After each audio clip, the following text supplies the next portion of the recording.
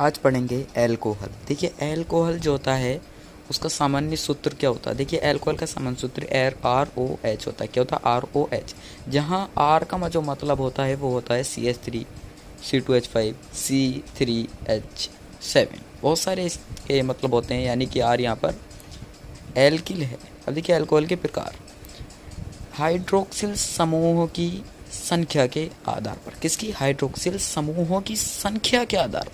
Hydroxyl समूह कौन से होते हैं? देखिए मोनो डाई ट्राई इनको बोलते हैं हाइड्रोक्सिल समूह। तो इनकी संख्या के आधार पर एल्कोहल के प्रकार पढ़ेंगे।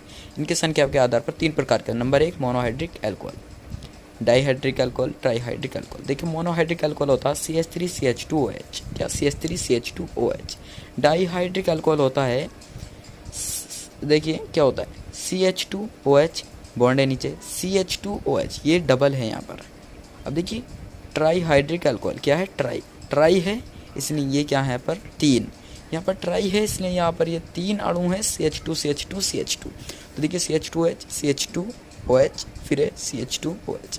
तो ये हो गया हमारा ट्राइहाइड्रिक अल्कोहल। अब देखिए हाइड्रोक्सिल समूह के जुड़ने के आधार पर, हाइड्रोक्सिल समूह के जुड़ने के आधार पर देखिए जैसे प्राथमिक, द्वितीयक से तृतीयक, प्राइमरी, सेकेंडरी, टर्सरी अल्कोहल, इनके बारे में पढ़ते हैं। देखिए प्राथमिक जो अल्कोहल होता है उसका सूत्र होता है CH3CH2OH। क्या? CH3CH2OH।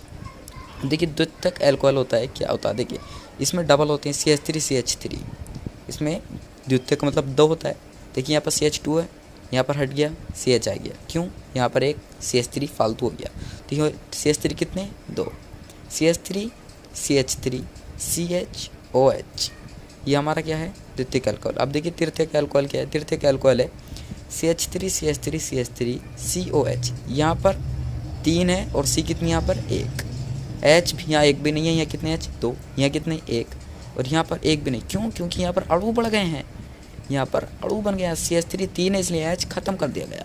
तो ये हमारा टर्सरी अल्कोहल का सूत्र है। अब देखिए हमने पढ़ा इसका निर्माण कैसे होता है।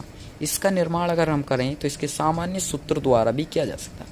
इसका सामान्य सूत्र क्या होता? ROH, पीछे पढ़ा था हमने। ROH होता है इसका सामान्य सूत्र, जहाँ R का मतलब होता है CH3 C2H5 C3H7।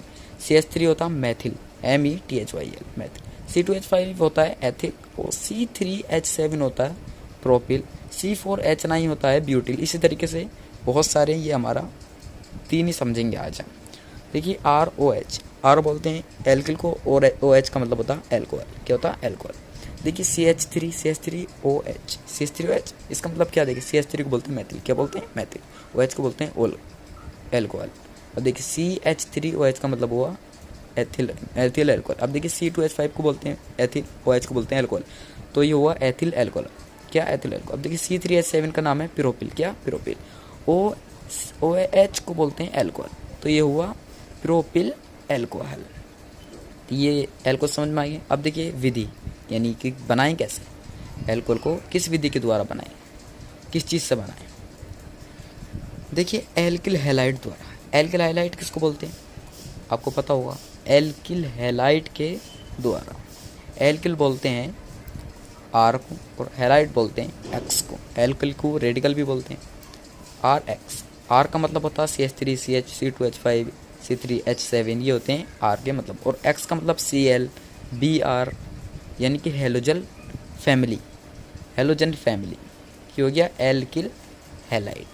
Cl BrIF ये सब हैलाइड होते हैं। अब देखिए एल्किल हैलाइड द्वारा। एल्किल हैलाइड CH3 क्या? एल्किल, Cl क्या? हैलाइड।